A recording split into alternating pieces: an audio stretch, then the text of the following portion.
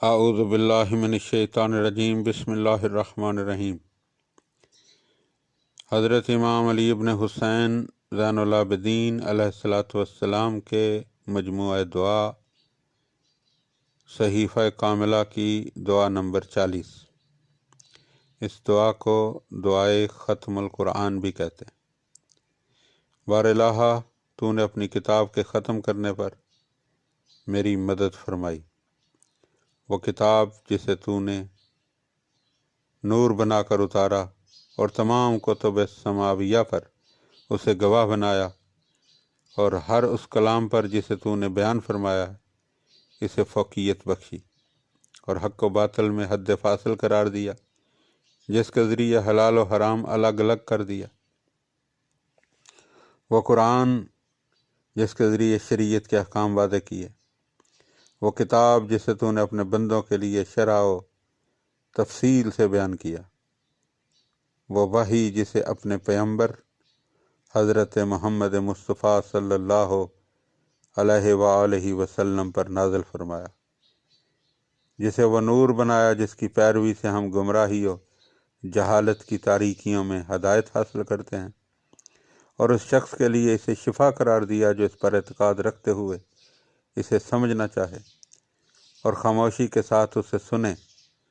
اور عدل و انصاف کا ترازو بنایا جس کا کانٹا حق سے ادھر ادھر نہیں ہوتا،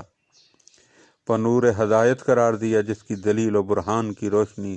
توحید و نبوت کی گواہی دینے والوں کے لیے بجھتی نہیں، اور وہ نجات کا نشان بنایا جو اس کے سیدھے طریقے پر چلنے کا ارادہ کرے وہ گمراہ نہیں ہوتا، اور جو اس کی ریسمان کے بندھن سے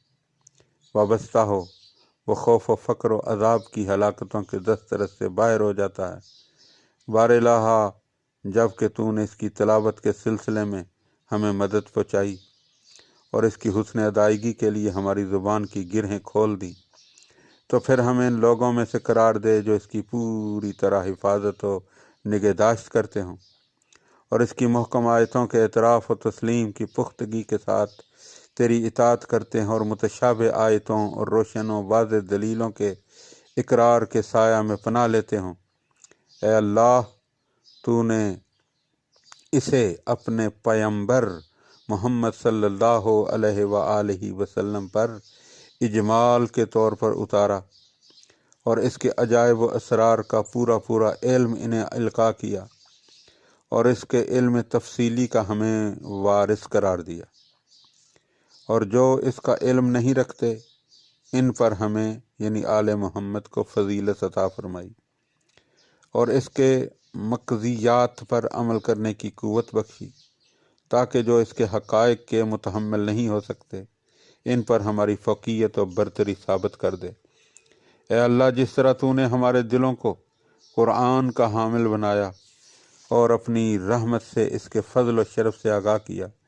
یوں ہی محمد صلی اللہ علیہ وآلہ وسلم پر جو قرآن کے خطبہ خوان اور ان کی آل پر جو قرآن کے خزینہ دار ہیں رحمت نازل فرما، اور ہمیں ان لوگوں میں سے قرار دے جو یہ اقرار کرتے ہیں کہ یہ تیری جانب سے ہے، تاکہ اس کی تصدیق میں ہمیں شک و شبہ لاحق نہ ہو، اور اس کے سیدھے راستے سے روگردانی کا خیال بھی نہ آئے۔ اے اللہ، محمد صلی اللہ علیہ وآلہ وسلم اور ان کی آل پر رحمت نازل فرما، اور ہمیں ان لوگوں میں سے قرار دے جو اس کی ریسمان سے وابستہ اور مشتبہ امور میں اس کی محکم پناہ گاہ کا سہارا لیتے، اور اس کے پروں کے زیر سایہ منزل کرتے، اور اس کی صبح درخشاں کی روشنی سے ہدایت پاتے، اور اس کے نور کی درخشندگی کی پیروی کرتے، اور اس کے چراغ سے چراغ جلاتے، اور اس کے علاوہ کسی سے ہدایت کے طالب نہیں ہوتے۔ بار الہ، جس طرح تو نے اس قرآن کے ذریعے محمد صلی اللہ علیہ وآلہ وسلم کو اپنی رہنمائی کا نشان بنایا ہے،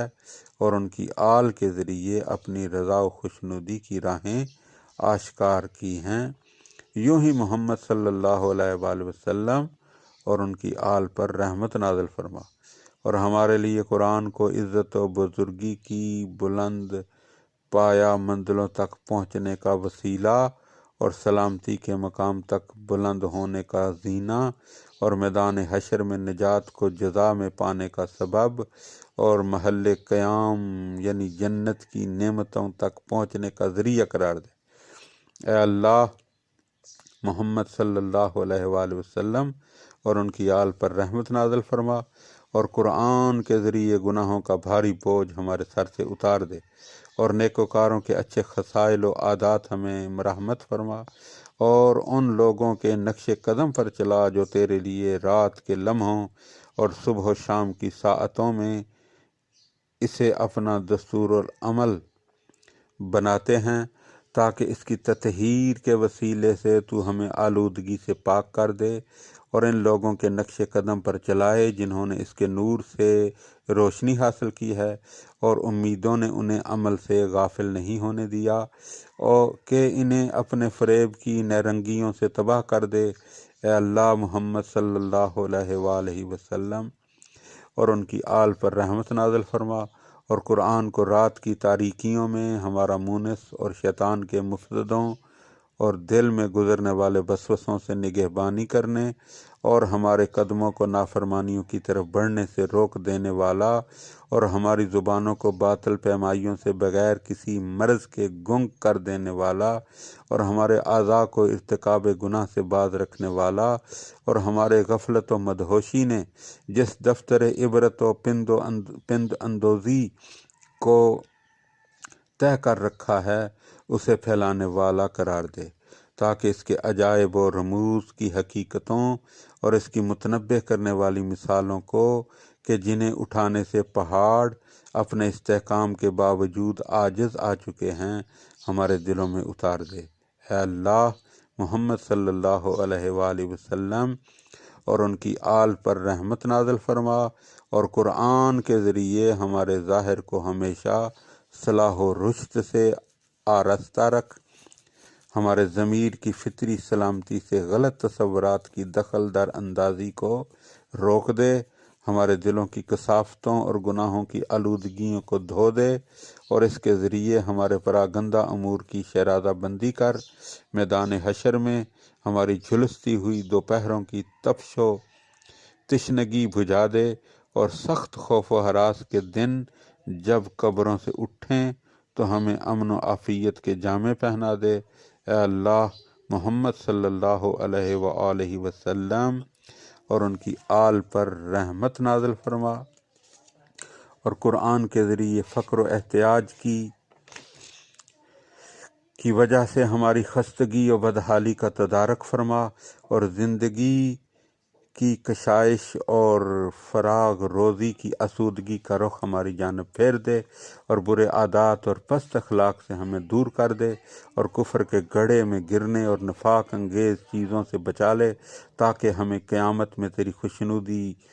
جو جنت کی طرف بڑھانے والا، اور دنیا میں تیری ناراضگی اور حدود شکنی سے روکنے والا، اور اس امر پر گواہ ہو کہ جو چیز تیرے نزدیک حلال تھی اسے حلال جانا، اور جو چیز حرام تھی اسے حرام سمجھا۔ اے اللہ، محمد صلی اللہ علیہ وآلہ وسلم اور ان کی آل پر رحمت نازل فرما،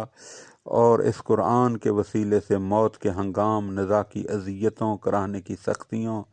جان کنی کی لگاتار ہچکیوں کو ہم پر آسان فرما، جب کہ جان گلے تک پہنچ جائے اور کہا جائے کہ کوئی جھاڑ پھونک کرنے والا ہے جو کچھ تدارک کرے، اور ملک الموت غیب کے پردے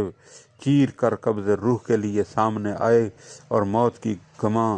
کمان میں فراق کی دہشت کے تیر جوڑ کر اپنے نشانہ کی زد پر رکھ لے، اور موت کے زہریلے جام میں زہر ہلاہل گھول دے، اور آخرت کی طرف ہمارا چل چلاؤ اور کوچ قریب ہو، اور ہمارے اعمال ہماری گردن کا توق بن جائیں، اور قبریں روزے حشر کی ساعت تک آرام گاہ قرار پائیں۔ اے اللہ، محمد صلی اللہ علیہ وآلہ وسلم اور ان کی آل پر رحمت نازل فرما، اور بوسیدگی کے گھر میں اترنے اور مٹی کی تہوں میں مدت تک پڑے رہنے کو ہمارے لیے مبارک کرنا، اور دنیا سے منہ موڑنے کے بعد قبروں کو ہمارا اچھا گھر بنانا، اور اپنی رحمت سے ہمارے لیے گور کی تنگی کو کشادہ کر دینا، اور حشر کے اجتماع کے سامنے ہمارے مہلک گناہوں کی وجہ سے ہمیں رسوا نہ کرنا، اور اعمال کے پیش ہونے کے مقام پر ہماری ذلت و خواری کی وجہ پر رحم فرمانا، اور جس دن جہنم کے پل پر سے گزرنا ہوگا تو اس کے لڑکھڑانے کے وقت ہمارے ڈگمگاتے ہوئے قدموں کو جما دینا، اور قیامت کے دن ہمیں اس کے ذریعے ہر اندو اور روز حشر کی سخت ہولناکیوں سے نجات دینا، جبکہ حسرت و ندامت کے دن ظالموں کے چہرے سیاہ ہوں گے، ہمارے چہروں کو نورانی کرنا، اور مومنین کے دلوں میں ہماری محبت پیدا کر دے، اور زندگی کو ہمارے لیے دشوار گزار نہ بنا۔ اے اللہ، محمد صلی اللہ علیہ وآلہ وسلم جو تیرے خاص بندے اور رسول ہیں، ان پر رحمت نازل فرما، جس طرح انہوں نے تیرا پیغام پہنچایا، تیری شریعت کو واضح طور پر پیش کیا، تیرے بندوں کو بند و نصیحت کی۔ اے اللہ، ہمارے نبی صلی اللہ علیہ وآلہ وسلم کو قیامت کے دن تمام نبیوں سے منزلت کے لحاظ سے مقرب تر، شفاعت کے لحاظ سے برتر، قدر و منزلت کے اعتبار سے بزرگ تر، اور جاہ و مرتبت کے اعتبار سے ممتاز تر قرار دے۔ اے اللہ، محمد صلی اللہ علیہ وآلہ وسلم اور ان کی آل پر رحمت نازل فرما، اور ان کے ایوان کو بلند، ان کی دلیل و برہان کو عظیم، اور ان کے میزان عمل کے پلہ کو بھاری کر دے۔ ان کی شفاعت کو قبول فرما، اور ان کی منزلت کو اپنے سے قریب کر، ان کے چہرے کو روشن، ان کے نور کو کامل، ان کے درجہ کو بلند فرما، اور ہمیں انہی کے آئین پر زندہ رکھ، اور انہی کے دین پر موت دے، اور انہی کی شاہراہ پر گامزن کر، اور انہی کے راستے پر چلا، اور ہمیں ان کے فرما برداروں میں سے قرار دے، اور ان کی جماعت میں محشور کر، اور ان کے حوض پر اتار، اور ان کے ساغر سے سیراب فرما۔ اے اللہ، محمد صلی اللہ علیہ وآلہ وسلم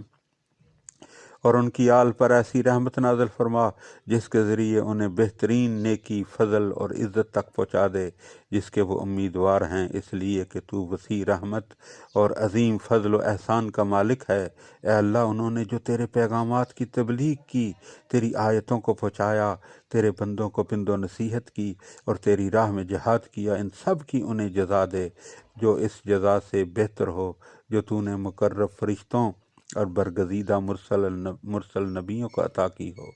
ان پر اور ان کی پاک و پاکیزہ آل پر سلام ہو، اور اللہ تعالیٰ کی رحمتیں اور برکتیں ان کے شامل حال ہوں۔ اللہم صلی علی محمد و آل محمد، آمین یا رب